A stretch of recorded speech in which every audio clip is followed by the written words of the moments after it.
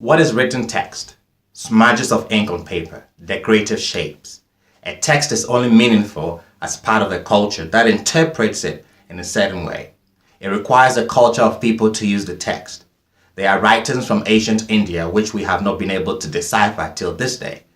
They are writings, but we don't know what they mean because the culture no longer exists.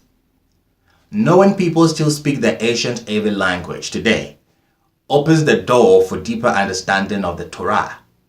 Since the Bible is a translation, it loses much of the cultural meanings behind the words.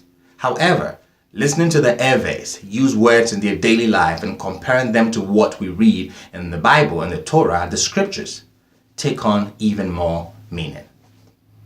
I'll give you a couple of examples. Let's take the story of Caleb.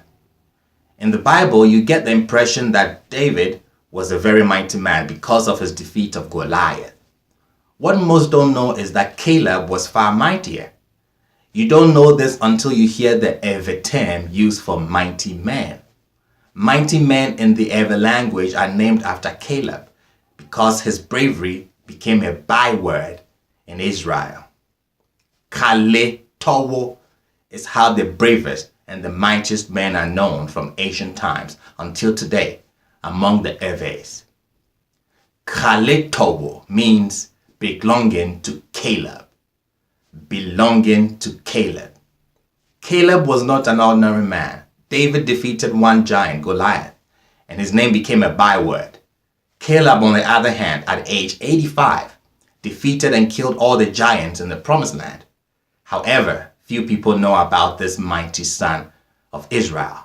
It's a different matter among the Israelites, the Êυêos, because they memorized his name and bravery in the language.